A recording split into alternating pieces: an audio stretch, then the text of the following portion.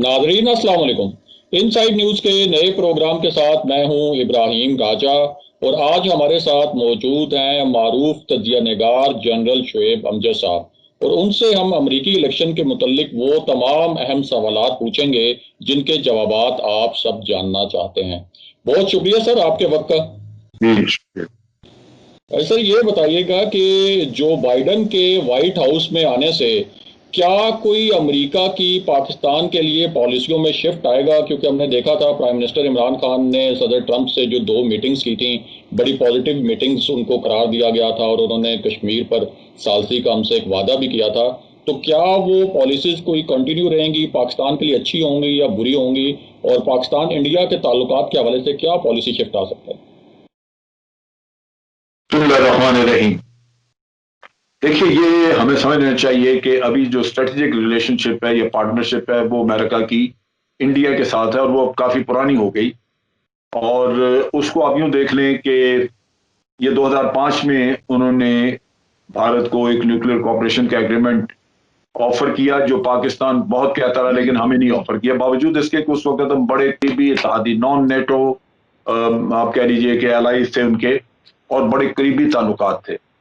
उसके बावजूद ये नहीं हुआ, और लगातार फिर उसके बाद 4 और एग्रीमेंट, पहले 2008 में न्यूक्लियर कॉपरेशन का एग्रीमेंट साइन हुआ, और उसके बाद फिर 4 एग्रीमेंट और साइन हुए, जो एक आपने देखा कि ये जो बेको वाला इन्होंने किए चंद दिन पहले। अब इन हालात में जब पे दर पे वो भारत के साथ एग्रीमेंट्स कर रहे हैं और पाकिस्तान को इग्नोर किया जा रहा है, तो आप समझ लीजिए कि पाकिस्तान आज उनकी इक्वेशन में फिगर आउट नहीं करता। जो ताल्लुक है थोड़ा बहुत वो है आपका अफगानिस्तान की वजह से, और अफगानिस्तान में मेरा नहीं ख्याल कि पॉलिसी को बहुत तब्दील होगी, 19-20 पॉलिसी में तब्दीली आएगी, जिसमें पाकिस्तान पे हो सकता है कि दोबारा थोड़ा बहुत प्रेशर आए, डू मोर वाली कहानी आए, क्योंकि जो बाइडन एक सीरियस पॉलिटिशियन है, एक मंझा हुआ पॉलिटिशियन है, जो पॉलिसीज में तसलसल भी चाहेगा और पॉलिसीज बड़ी वेल कंसिडर्ड होंगी। वो रिएक्शनरी नहीं होगा ट्रंप की तरह, जिसको तजर्बा नहीं था इंटरनेशनल अफेयर्स का। वो रिएक्ट करता था और तो गुस्सा कभी वो खुद मेहरबान हो गया, वो चीज नहीं होगी। अब इसमें आप देखिए कि ट्रंप ने कहा जी सालिसी करने को तैयार हुई है वो। इससे एक फायदा जरूर हुआ कि भारत को ये मैसेज गया कि जनाब कश्मीर आप कहते हैं कि हमने हमारा हिस्सा है और ये कोई झगड़ा नहीं, तो दुनिया तो उसको नहीं मानती, दुनिया उसको एक डिस्प्यूटेड टेरिटरी समझती है। लेकिन सालिसी अगर होती, भारत मान जाता, पाकिस्तान मान जाता, तो सालिसी ये मुकम्मल तौर पे भारत को फेवर करती, क्योंकि अमेरिका एक ऑनेस्ट ब्रोकर नहीं है, वो अपने मुफादात की रोशनी में चलते हैं, अखलाकियात वगैरह का कोई दखल अमल नहीं है उसमें। आप उसको यूं देख लें कि अफगानिस्तान में पाकिस्तान ने बेपनाह नुकसान उठा के अमेरिका की मदद की। ये चीज कोई माने ना माने, लेकिन आप सब जानते हैं, वाजे है कि अमेरिका वहां पे ना सरवाइव कर सकता था, ना उसके फुट सोल्जर्स वहां पे पैर रख सकते थे। बॉम्बिंग कर सकते थे ये, लेकिन ये इतने लंबे वक्त के लिए फुट सोल्जर्स को वहां पहुंचाना, सस्टेन करना,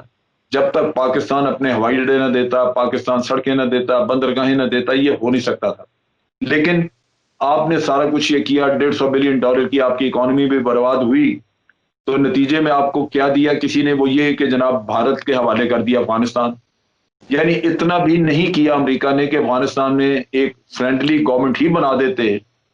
जिससे पाकिस्तान को फायदा पहुंचता कि जनाब हमारी एक साइड जो है वो कवर हो जाती।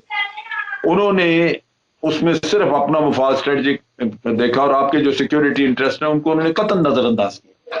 तो ये चीज रहेगी। अब उसके बाद मजीद आपके ताल्लुकात जो है वो एक डाइवर्शन दूसरी डायरेक्शन में जा रहे हैं। वो ये है कि आप सीपैक को अपना बहुत बड़ा एक की प्रोजेक्ट समझते हैं, आप सारी उम्मीदें आपने उस पर लगा के रखी हुई हैं, और चाइना का भी वो बहुत बड़ा एक इंपॉर्टेंट प्रोजेक्ट है, फ्लैगशिप उनका प्रोजेक्ट। लिहाजा आपके ताल्लुकात की बुनियाद अब सीपैक भी बन गया, जो पुरानी दोस्ती थी उसको मजीद मजबूत कर लिया आपने। लेकिन सीपैक ही एक हड्डी बन गया अमेरिका के हलक में, क्योंकि चाइना कंटेनमेंट पॉलिसी में सबसे जो उनको खराब चीज नजर आती है, जो उनकी कंटेनमेंट को रप्चर कर रही है, वो आपका सीपैक है। वो कंटेनमेंट उनकी नाकाम हो जाती है उससे।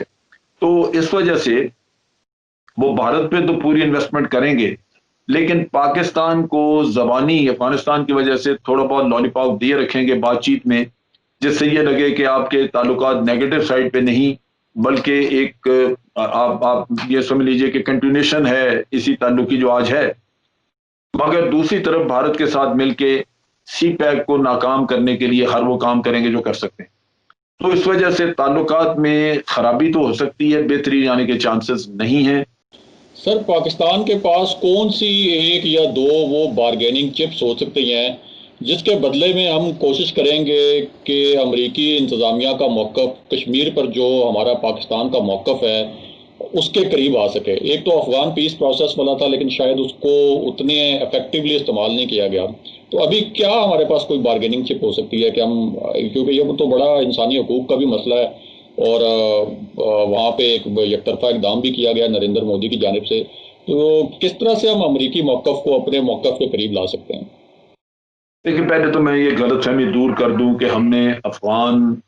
ایشو جو تھا اس میں اپنی اہمیت کو استعمال نہیں کیا، نہیں، یہ ایسا نہیں ہے، ہم کر بھی نہیں سکتے تھے۔ افغانستان میں امن لانا ہماری اپنی ذاتی ریکوائرمنٹ ہے، پاکستان کے لیے بہت اہم، اور پاکستان دنیا میں ہر اس کوشش کی حمایت کرتا جو افغانستان میں امن لانے کے لیے کی جاتی ہے، جینوئن کوشش۔ اس میں مزید جو بات تھی وہ یہ تھی کہ پاکستان اتنے عرصے سے خود کہہ رہا تھا کہ جناب مذاکرات مذاکرات ہی حل ہے، مذاکرات کے ذریعے کریں، اور جب پاکستان کی یہ بات مان لی گئی تو پھر پاکستان نخرے شروع کر دیتا کہ آپ مجھے پہلے یہ دیں پھر مذاکرات کرائیں گے، وہ چیز ہو نہیں سکتی تھی۔ یہ سب سے بڑی اچیومنٹ آپ کی یہی تھی اس میں کہ آپ کی بات کو مان لیا گیا، دنیا نے یہ سمجھا کہ پاکستان اتنے عرصے سے جو کچھ کہہ رہا تھا وہی حل ہے، دوسرا حل نہیں ہے۔ اور جب یہ حل ہمارے بتائے ہوئے حل کے ساتھ مل گیا اور ہمارے اپنے مفادات کو یہ سب کرنا شروع ہو گیا تو پھر اس پہ شرائط رکھی نہیں جا سکتی تھی، یہ بہت غلط پالیسی ہوتی کہ ہم پہ شرطیں لگانا شروع کر دیتے۔ دنیا نے تو ہماری بات مانی، تو اس وجہ سے یہ ہمیں نہیں کہنا چاہیے۔ میں اکثر لوگوں سے سنتا ہوں اور وہ بہت ایک غلط فہمی پیدا کرتی ہے چیز کہ آپ خود ہی ایک بات کریں کہ جی ایسا کیا جائے، جب وہ مان لیا جائے تو آپ شرائط رکھنا شروع کر دیں، یہ ہو نہیں سکتا۔ اب رہی بات یہ کہ آئندہ کے لیے ہم کشمیر کے معاملے میں کیسے بات کریں، دیکھیں بات یہ ہے، یہ ایک دن کا قصہ نہیں ہے، ہمیں کچھ پہلے اپنے اندر معاملات سیدھے کرنے چاہیے۔ سب سے پہلے آپ دوسرے ملکوں کو تب اس میں انوالو کر سکتے ہیں اگر آپ اپنے سر سے یہ ٹوپی اتار دیں کہ یہ دو طرفہ معاملہ ہے۔ جب بھارت نے یک طرفہ کام کر لیا تھا تو شملہ معاہدہ ایک لحاظ سے اس نے ساقط کر دیا۔ ہمیں یہ تھیم لے کے چلنا چاہیے تھا کہ جی اب دو طرفہ بات ختم ہو گئی، دو طرفہ پہلے تھی جب بھارت ہم سے بات چیت کرتا تھا اور اس نے یک طرفہ قدم کوئی نہیں اٹھایا تھا، اگر یک طرفہ قدم واپس چلے جائیں تو پھر ٹھیک ہے، پھر دو طرفہ والی بات واپس آ سکتی ہے، لیکن ایز آف ٹوڈے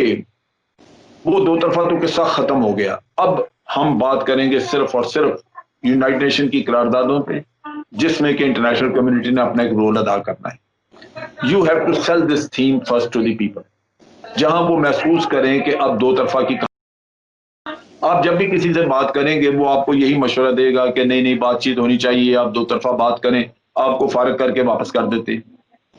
لیکن آپ نے اس چیز سے جو فائدہ اٹھانا تھا کہ شکر اللہ کا ادا کرتے کہ یہ دو طرفہ کہانی ختم ہوئی کسی بہانے، تو آپ اس سے فائدہ اٹھاتے، یہ ہم نے کام نہیں کیا۔ تو آج بھی ضرورت اس بات کی ہے کہ پہلے یہ دو طرفہ کا قصہ ختم کرایا جائے اور آپ ایک تھیم دنیا میں پھیلائیں اور دنیا کو اس پہ قائل کریں کہ دو طرفہ والا قصہ رہا نہیں، ہماری مجبوری ہے، ہم دو طرفہ پہ چلتے لیکن بھارت نے ختم کر دیا۔ اب